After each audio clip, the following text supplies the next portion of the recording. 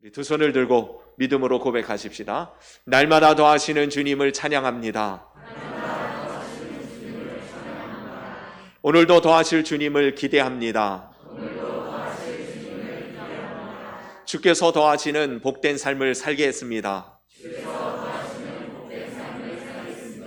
옆에 분들, 앞뒤 분들 축복하십시다. 더하시는 축복의 주인공 되시기 바랍니다. 네, 더하시는 축복의 주인공 되시기 바랍니다. 여러분, 우리나라 사람들의 사망률 1위가 뭔지 아세요? 사망률 1위. 우리나라 사람들이 무엇 때문에 제일 많이 죽을까요? 사망률 1위는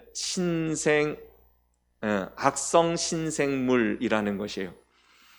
처음 들어보죠? 악성 신생물. 신생물이라는 말은 새롭게 발견되어진 자라난 종양을 말하는 것입니다. 근데 악성 종양, 무엇을 말하는 거예요? 암이죠. 그러니까 우리나라 사람들이 죽는 데 있어서 가장 큰 원인이 되어지는 것은 암입니다. 두 번째, 세 번째는 이게 왔다 갔다 하는데요. 이 뇌질환, 심장질환이에요. 네 번째, 다섯 번째도 왔다 갔다 하는데요. 뭐냐면 폐질환, 아니면 안타깝게도 고의적 자해, 무슨 말이에요? 자살을 말합니다. 스스로 목숨을 끊는 사람들이 이 세상에서의 삶을 다하는 사람들 5위 아니면 4위에 기록하고 있어요. 그러니 여러분, 우리나라 사람들이 교통사고로 죽는 사람들이 얼마나 많습니까? 근데 그거는 10위 안에도 이제는 못 들어요. 근데 자살로 죽는 사람들이 네 번째 아니면 다섯 번째예요. 통계적으로 따지면 하루에 38명이 죽습니다. 뭘로요? 자살로. 37분마다 한 사람씩 떨어져 내리는 거예요. 스스로 목숨을 포기하고 죽어갑니다. 예배 우리 한 시간 정도 드리는데요. 이 시간 안에도 한 명 내지 두 명이 스스로 목숨을 포기한 채 이 땅에서의 삶을 마감합니다. 자살이라는 것이 사회적으로 큰 이슈가 되고 문제가 되어진 것은 어찌할 수 없는 현실입니다. 오늘 제가 왜 갑자기 이런 자살에 관한 얘기를 먼저 서두에 꺼내게 되어지냐면 심각한 문제이기 때문에 그렇기도 하고, 그래서 우리 기독교 복음 안에서 하나님의 사람들은 생명을 존중히 여기고 생명을 귀하게 여기고 생명 문화를 확산해 가야 하는 것이 우리의 사명이기 때문에 그렇습니다. 전 세계의 자살 예방의 날이 정해져 있어요. 전 세계 자살 예방의 날이 9월 10일입니다. 처음 들어보신 분들 많이 계실 텐데, 우리 한국교회에서는 그렇게 자살 예방의 날을 기념하여서 그 때를 통하여서 적어도 기독교만큼이라도, 교회만큼이라도 이 생명 살리는 일에 힘써야 되겠다. 그래서 9월 둘째 주, 오늘이죠. 9월 12일을 생명보듬주일로 지킵니다. 우리 더하는 교회가 한국 기독교 자살 예방센터, 그러니까 라이프 오프라고 하는 그 단체와 이렇게 연계해서 이 일들을 앞으로도 계속해서 해나가게 되어질 것이에요.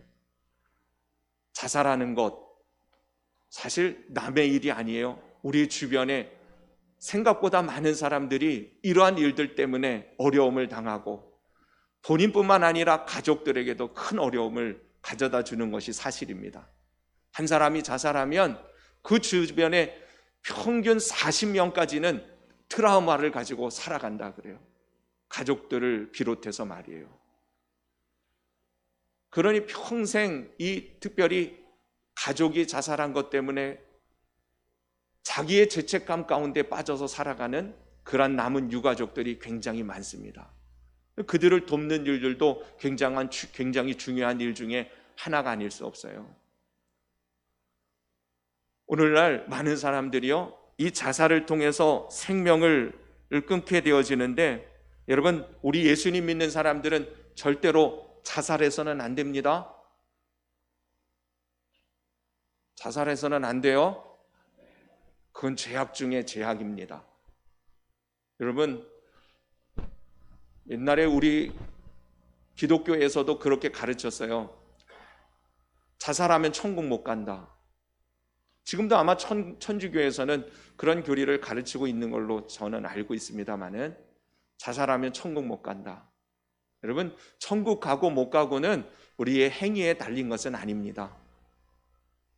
천국 가고 못 가고의 그 근본적인 그 기준이 무엇이에요? 죄인은 천국 못 가요. 의인만 천국 갑니다. 어떤 사람이 의인입니까?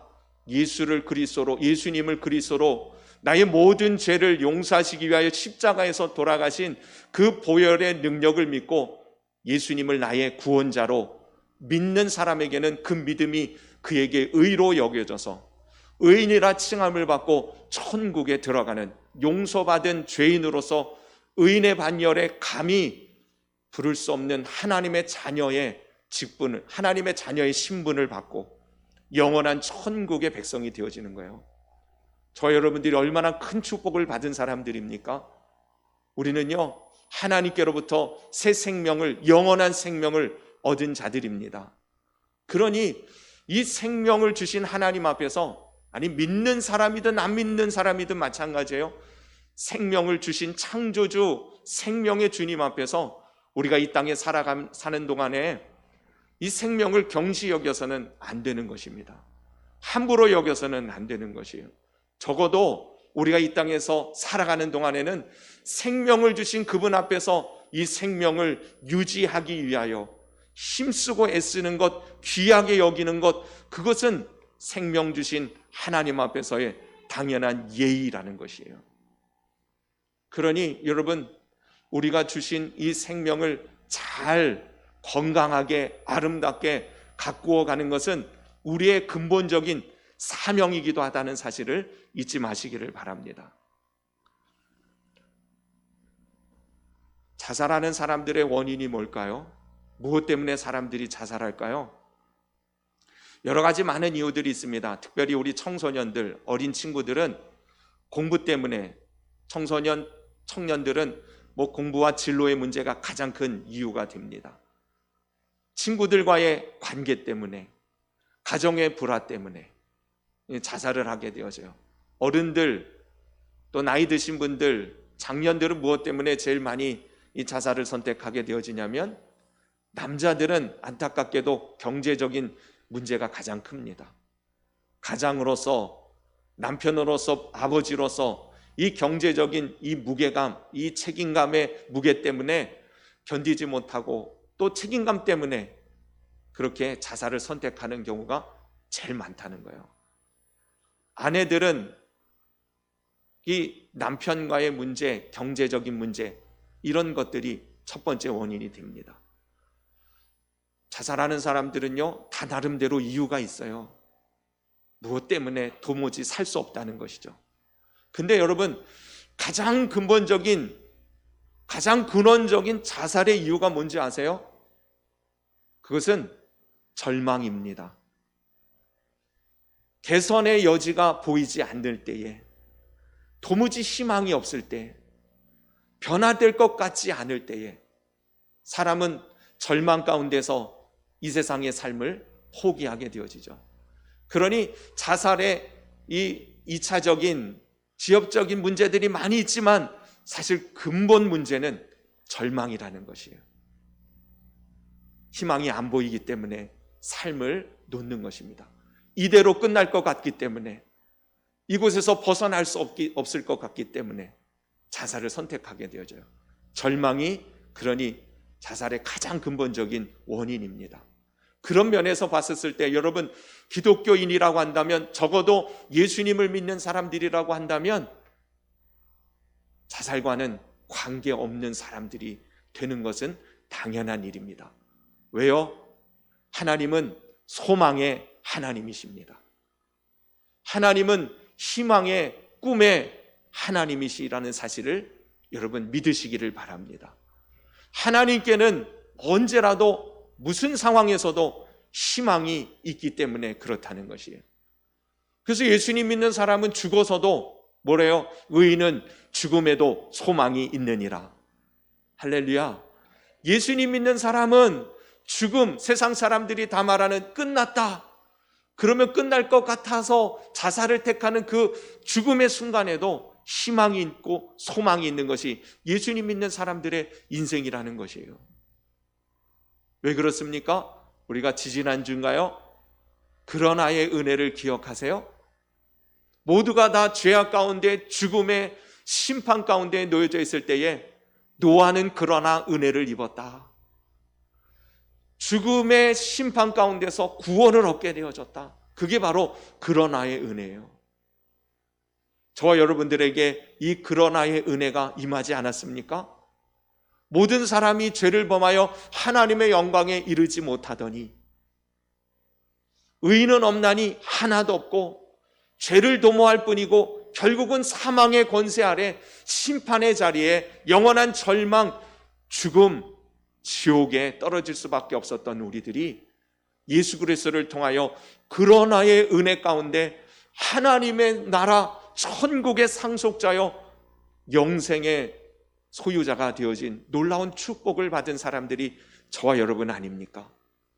그러니 여러분, 지금도 주님은 우리들에게 그러나의 은혜를 베풀어 주시는 하나님이심을 믿으시기를 바랍니다. 역전의 은혜, 반전의 은혜를 언제라도 주님 우리 인생 가운데 예비하시고 정말 주님을 믿는 사람들을 통해서 그 반전의 역사, 하나님의 영광이 더욱 분명하게 드러나는 삶으로 우리 인생을 이끄시고 인도해 주심을 믿으시기를 바랍니다. 사람으로서는, 환경으로서는 도무지 소망이 없고 희망이 없는 그곳에 하나님의 복음이 들어갈 때에 희망이 생기는 것이고 기쁨이 회복되어지고 자유와 평안의 은혜가 임하게 되어지는 것이죠. 복음이 무엇이에요? 예수님이 왜 우리의 구원자이십니까? 주님이 이사야 선지자의 예언을 통하여 이 땅에 오시고 그 예언의 말씀을 이루기 위하여 오셨을 때에 그 예언의 말씀이 뭐예요? 갇힌 자, 매인 자, 그들을 풀어 자유케 하시려고, 보지 못하는 자들의 눈을 다시 보게 하시기 위하여 주님 오셨다. 그분이 바로 메시아다라고 말씀하십니다. 여러분, 죄악 가운데, 절망 가운데, 사망의 권세 아래 매여 있던 우리들을 자유케 하시는 분이 예수 그리스도요. 보지 못하는 것을 다시 보게 한다는 말씀의 의미가 무엇이에요? 다시금 삶의 희망을, 새로운 소망의 길을 볼 수 있게 만드시는 분이 우리 주님이신 줄로 믿습니다. 그 주님이 이 땅에 오셔서 많은 병든 자들을 고치시잖아요. 나면서부터 안진뱅이 된 자가 나서 한 번도 걸어본 적이 없는 그들을 이렇게 걷게 만드십니다. 중풍병자 38년 동안 누워서 거동조차 할 수 없는, 주변의 사람들의 도움이 아니고서는 일어날 수도 없는 수많은 중풍병자가 예수 그리스도의 이름으로 일어나 걷게 되어집니다. 교회에서, 가정에서, 주변의 모르는 사람들에게서부터 지탄의 대상이 되고 손가락질을 당하며 부정하는 사람이라고 그렇게 정죄함을 받고 스스로 자기의 몸을 봐도 날마다 점점 썩어져가는 냄새가 나는 자기의 몸의 상태를 바라보면서 절망 중에 절망의 끝에 내몰린 문둥병자가 예수님 만나고 다시 새 살이 돋고 새로운 삶의 회복을 경험하는 것 아닙니까? 우리 예수님은 우리 인생의 희망이시고 빛이 되어주시는 분이심을 믿으십시다. 오늘 우리가 그 주님 앞에 예배하고 찬양해야 할 이유가 거기에 있는 것이에요. 우리가 어떤 절망 가운데, 어떤 상황 가운데 있었든 우리가 예배를 통해서 주시는 하나님의 놀라운 은혜를 맛보는 것은 바로 우리의 삶에 희망을, 소망을 부여해 주시는 하나님의 은혜를 맛보게 되기 때문인 것입니다. 여러분, 그래서요, 예수님이 우리의 소망이요 능력이 되어주는 줄로 믿습니다. 다시 보게 하시는, 다시 꿈꾸게 하시는, 다시 소원을 품고 믿음의 삶을 힘있게 살아가게 하시는 예수 그리스도의 놀라운 은혜가 저와 여러분 가운데 오늘 이 시간 임하게 되기를 예수님의 이름으로 축원합니다. 그래서 예수님 믿는 사람들의 특징이 있다면, 저 사람은 예수님 믿는 사람이야 라고 말할 수 있는 그리스도의 향기가 품어나는 사람의 모습이 있다면 그것은 바로 소망을 가진 사람이에요. 꿈을 꾸는 사람입니다. 그러니까 예수님을 믿는 사람이다 하면 그는 꿈의 사람이 되어져야 하는 것이에요. 여러분, 무슨 꿈을 꾸며 살아갑니까? 어떤 소망을 품고 살아가고 있어요? 제대로 하나님을 온전히 믿는 삶을 살아간다면 여러분들의 인생에 하나님의 꿈이, 하나님의 비전이, 하나님의 소원이 저와 여러분 가운데 다시금 불타오르게 되어지는 것이죠. 그런 사람은요, 이 소망을 가지고 있는 사람에게 주시는 하나님의 은혜가 있어요. 첫째는 여러분, 삶을 열정적으로 살아가게 되어집니다. 밝게 살아가게 되어져요. 소망이 있기 때문에, 꿈을 꾸기 때문에 이 삶을 살아가는 대하는 태도가 달라질 수밖에 없는 것이죠. 꿈의 사람, 비전의 사람 하면 제일 먼저 떠오르는 인물이 누구예요? 성경의 인물에 보면 요셉이라고 하는 사람은 꿈쟁이라고 하는 별명을 얻은 사람 아닙니까?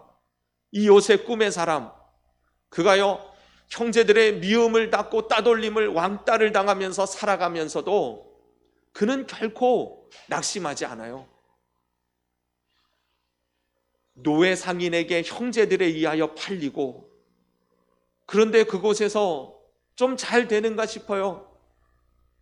보디발 장군의 눈에 들어 가정 총무가 됐지만 또 억울하게 이 죄의 누명을 쓰고 감옥에 갇힙니다. 그러나 여러분, 그의 삶을 조명하는 이 성경 기사들을 보세요. 그가 어딜 가든지 형통한 자가 되어졌다. 노예의 신분이지만 이 왕의 친위대의 이 최고의 근위 대장이었던 이 보디발 장군이 노예로 팔려왔던 이방의 사람을 자기 가정의 모든 일을 맡기는 가정 총무로 삼습니다. 이유는 왜 그러겠어요? 저의 모습이 달라 보이거든요. 노예지만 노예 같지 않은 거예요.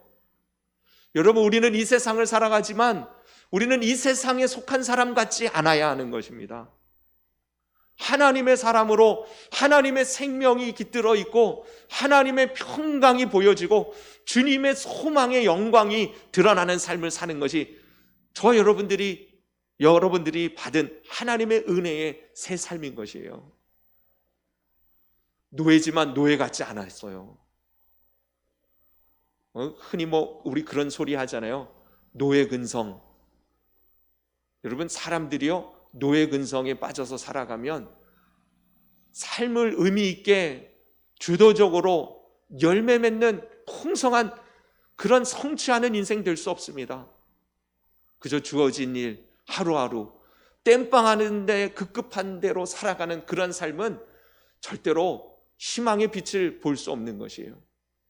노예지만 노예 같지 않게 살아갔던 이 요셉은요, 보니까 저는 노예 신분임에도 불구하고 얼굴이 항상 밝아요.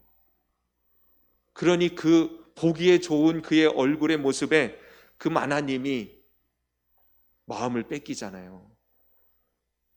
그럴 만큼 노예인데 노예의 모습이 아니더라는 것이에요.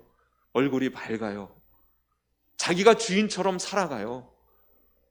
자기가 그 집의 주인처럼 그 맡겨진 일들을 성실하게 열정을 가지고 살아갑니다. 여러분, 예수님 믿는 사람들은 어디를 가든지 그런 모습이 있어야 되는 거예요. 밝은 에너지가 발산되어져요. 그 이유는 뭡니까? 우리 안에 주신 하나님의 생명, 주님의 꿈이 있기 때문에 그래요. 요셉이 그에게 하나님의 꿈을 주셨기 때문에 그는 생각합니다. 나는 이렇게 살다 끝날 인생이 아니다. 노예로 끝날 인생이 아니다. 여러분 안에도 하나님 주시는 이 말씀으로 말미암은 소망이 있게 되기를 주님의 이름으로 축원합니다. 그렇게 끝나버릴 인생들이 아니라는 것을 믿으시기를 바랍니다. 그러니 그의 얼굴은 늘 밝아요. 보는 사람들로 하여금 거룩한 은혜가 묻어나요. 향기가 느껴지는 거예요. 여러분 안에 그러한 은혜가 회복되기를 정말 주님의 이름으로 축원합니다. 열정적으로 살아가요. 그리고 어떤 어려움이 있어도 인내할 수 있습니다. 여러분, 소망은 무엇을 낳아요? 인내를 만드는 것이에요. 바울이 데살로니가 교회를 많은 교회와 성도들에게 칭찬합니다. 아가야와 마게도냐와 고린도의 지역의 모든 성도들에게 본이 되어졌으니 내가 정말 기뻐하고 자랑한다. 그러면서 데살로니가 교회 성도들을 천거해요. 그 이유가 세 가지예요. 뭐예요? 너희 안에 보니 믿음의 역사가 나타나고 사랑의 수고로움을 아끼지 아니하고 소망의 인내가 있더라는 것이에요. 여러분, 우리 안에 이런 믿음의 역사가 나타나는 은혜의 삶이 회복되기를 바랍니다. 사랑하기 때문에 수고하는 거예요. 희생을 마다하지 않는 것입니다. 사랑의 수고가 나타나고요. 소망을 가지고 참고 견디고 인내할 수 있는 것이에요. 일희일비 하지 않는 것입니다. 주님이 주시는 꿈과 비전을 가지고 소원을 품는 사람은 어떠한 상황에서도 인내할 수 있는 것이에요. 요셉은 인내할 수 있어요. 욥은 인내할 수 있었어요. 믿음의 사람들은 그렇게 하나님의 꿈을 꾸며 하나님께 소망을 두며 하나님의 역사심을 바라보면서 인내로 열매를 맺는 삶을 살아가게 되어지는 것이에요. 그래서 여러분, 소망을 주시는 축복은 인내의 열매를 맺을 수 있기 때문에 그렇습니다. 더 나아가서는요, 소망을 주신 사람에게는 하나님 앞에서의 성실함으로 살아갑니다. 대충 살아가지 아니하죠. 왜냐하면 그 꿈을 이루기 위하여 오늘 내가 무엇을 해야 할지를 알기 때문에 그렇습니다. 여러분, 천국 소망이 있습니까? 주님 만나볼 소망이 있어요? 나중에 하나님께로부터 받을 상을 기대하십니까? 주여, 여러분, 천국 소망 가지고 살아가시기를 바랍니다. 그 천국 소망이 그저 이 세상 너무 살기 힘들어, 그래 빨리 천국 갔으면 좋겠다, 이건 천국 소망 아니에요. 천국 소망은 주님 만나는 그날 얼마나 큰 영광과 기쁨을 가지고 주님을 만나게 될 것인가, 주님 내게 무슨 상을 주게 되어질 것인가, 여러분, 그걸 바라보며 살아가는 것이 천국 소망이에요. 이 땅을 살아가는 우리의 삶이 이 세상뿐이라면 우리가 살아가는 삶의 이유도 유한합니다. 삶의 열정도 고갈될 수밖에 없어요. 그러나 주님을 바라보며 주님 만날 그날을 바라보며 천국의 상급을 바라보며 살아가는 사람은 여러분 대충 살지 않아요.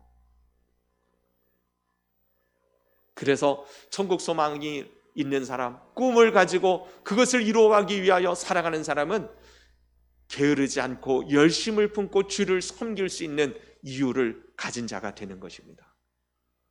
하나님이 주시는 꿈, 천국 소망만이 아니라 이 땅에서 주님의 역사를 이루기 위하여 주신 말씀의 꿈을 꾸고 비전의 사람들은 그렇게 살아가게 되어진다는 사실입니다. 그러므로 여러분, 다시금 꿈꾸는 축복의 사람들 되시기를 주님의 이름으로 축원합니다. 어떻게 해요? 여러분, 우리가 꾸는 꿈과 비전은 단순한 육체의 만족을 위한 꿈이 아니에요. 보통 세상 사람들이 소원하고 기대하는 그런 소망이 아니라, 인간적인 야망이 아니라 하나님의 영광을 드러내기 위한 주님으로부터 오는 꿈이요 소망인 것이에요. 반드시 하나님은 하나님의 백성들 가운데에 이 소원을 불러일으켜 주십니다. 정말 주님 앞에 살아가는 사람들은 주님께서 그 소망을, 꿈을, 비전을 주시는 것이에요. 우리 2장으로 넘어가 보십시다. 2장 13절, 아주 유명한 말씀이죠. 2장 13절 다 같이 읽습니다. 시작. 너희 안에서 행하시는 이는 하나님이시니 자기의 기쁘신 뜻을 위하여 너희에게 소원을 두고 행하게 하시나니.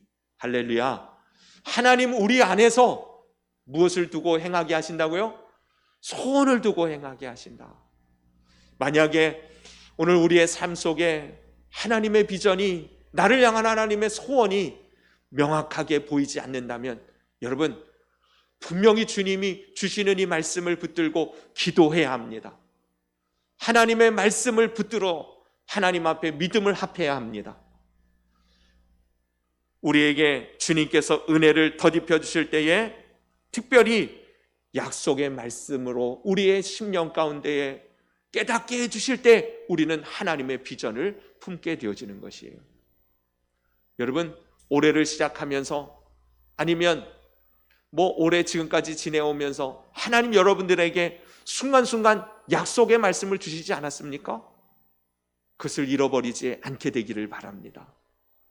베델로 올라가라. 올해 우리 더하는 교회 주시고 그 베델로 올라가는 믿음의 결단을 가지고 주님 앞에 나아갈 때 하나님 우리를 지켜주실 것이고, 그곳에 예배하는 자로 다시금 회복되어질 때 하나님이 아브라함에게 허락하신 축복이 이 야곱에게 임한 것처럼 우리 가운데도 그런 하나님의 놀라운 축복의 역사들이 우리 가운데 회복되어지고 임하게 되어질 것을 소원하시기를 바랍니다.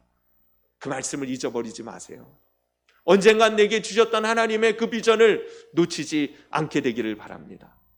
특별히 여러분들이 더하는 교회를 함께 섬기게 되어졌을 때 이것을 통하여서 꿈꾸게 하셨던 하나님의 비전들이 있었다면 다시금 마음에 품으시기를 바랍니다.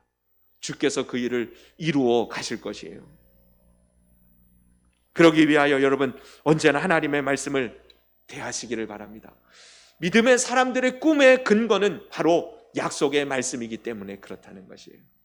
육신의 허황된 꿈이 되어지지 않는 비결이 거기에 있는 것입니다. 하나님의 말씀을 들을 때 하나님으로부터의 진정한 하나님의 꿈이, 소원이 우리 안에 생기기 시작합니다.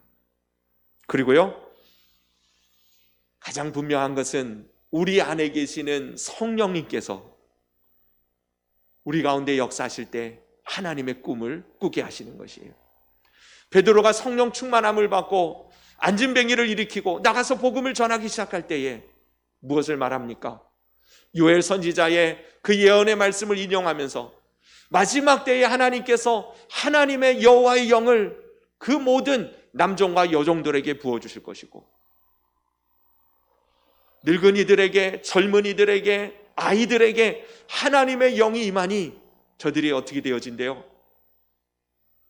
늙은이들이 꿈을 꾸고 젊은이들이 환상을 보고 어린아이들이 예언을 하게 되어진다. 무슨 말이에요? 다 미래에 관한 것이에요. 하나님이 하실 일들에 관한 것들입니다. 성령 충만함을 받으면 그래서 꿈의 사람이 되는 것이에요. 하나님의 소원으로 가슴이 뜨거워지게 되고 하나님의 소원을 이루는 인생이 되는 것입니다. 그러니 여러분 성령 충만한 은혜를 덧입으시기를 바랍니다. 방법은 다른 것 없어요. 기도해야 하는 것이죠. 성령 충만함을 구하는 사람에게 하나님 더 좋은 응답으로 축복으로 성령의 충만함을 주십니다. 기도하지 않으면 꿈을 꿀 수 없는 것이에요. 기도하지 않으면 우리의 영혼이 한마디로 맹해지는 거예요. 둔감해져요. 그러나 기도하는 사람은 성령의 음성을 듣게 되어집니다. 하나님이 주시는 그 꿈을 꾸게 되고 그 꿈을 또한 이루게 되어져요. 여러분 예수님 믿는 사람의 특징이 뭐라고요? 소망의 사람이라고, 꿈의 사람이라고. 그래서 베드로전서에서 뭐라고 말해요? 너희들에게 누군가 너희가 가지고 있는 소망에 관한 이유를 묻는 것, 대답할 것을 항상 준비해라. 여러분 뭐예요? 예수님 믿는 사람들은 주변 사람들이 묻게 돼 있다는 거예요. 무엇을? 당신은 뭐 때문에 그렇게 꿈이 있습니까? 무엇 때문에 그렇게 밝습니까? 무엇 때문에 그런 소망을 갖게 되어졌나요? 여러분 주변 사람들이 여러분들을 바라보면서 그런 질문을 해올 수 있는 정말 복 있는 성도님들 되시기를 바랍니다. 꿈이 있는 것, 그 소망에 관한 이유를 묻거든 항상 대답할 것을 준비해 놓으라. 여러분 어떻게 대답하시겠어요? 어떻게 대답하시겠어요? 우리가 소망을 품는 이유는 무엇이에요? 오늘 본문이 그 대답이 될 수 있습니다. 뭐라고 말씀하세요? 우리 다시 한번 읽어볼까요? 6절 시작. 너희 안에서 착한 일을 시작하시니가 그리스도의 예수의 날까지 이루실 줄을 우리는 확신하노라. 아멘. 여러분 우리 안에서 착한 일을 시작하신 주님, 그 착한 일을 시작하신 것이 첫 번째 뭐예요? 예수님을 구주로 영접하도록, 하나님의 은혜의 백성 되어지도록 하나님 우리 가운데 착한 일을 이루어 주셨지 않습니까? 그리스도 예수의 날까지, 그 말은 뭐예요? 마지막 그 순간까지 하나님 우리 가운데 시작한 이 착한 일 점점 더 온전하여 하나님의 영광과 생명의 풍성함을 죄악과 사단의 권세에서 놓여 하나님의 영광과 생명의 풍성함을 더욱 충만하게 누리게 되어질 그런 하나님의 선한 계획을, 착한 일들을 그리스도의 예수의 날까지 저와 여러분 속에서 주님은 이루실 줄로 믿습니다. 모든 것을 합력하여 선을 이루시는 하나님이 우리의 인생을 책임지고 계심을 믿으시기를 바랍니다. 그러니 다시금 그러한 은혜의 삶을 허락받았음에도 불구하고 낙심과 낭망 속에, 불평과 좌절 속에 살아가는 우리 성도들이 되어서는 안 돼요. 다시 기도하십시다. 하나님의 말씀을 붙들으십시다. 그리고 그 주님이 주시는, 성령님께서 주시는 약속의 말씀이 소원이 되고 꿈이 되어져서 그것을 또한 이루시는 성령의 도우심, 하나님의 능력의 영광을 드러내는 복 있는 성도들 다 되시기를 예수님의 이름으로 축원합니다. 기도드리겠습니다. 이 시간 주신 말씀 붙들고 기도하십시다. 오늘 주신 말씀이 여러분들의 마음에 다시금 소망의 불을 지피는 생명의 말씀이 되어지기를 바랍니다. 우리의 인생이 어떻든 오늘 주님 뭐라고 말씀하세요? 우리 속에서 착한 일을 시작하신 주님께서 반드시 그것을 이루실 것이다. 우리 안에 주셨던 하나님의 말씀, 약속의 말씀들 다시금 붙드시기를 바랍니다. 그리고 결단하십시다. 하나님 꿈의 사람, 소망의 사람, 비전의 사람으로 주님 앞에 쓰임받는 영광스러운 삶이 회복되기를 원하여 기도하겠습니다. 성령 충만한 은혜를 날마다 구하겠습니다. 말씀 붙들고 살겠습니다. 도와주소서. 주님 역사하소서. 여러분 그렇게 주님의 은혜를 구하며 이 시간 여러분 각자 하나님 앞에 기도하며 나가겠습니다.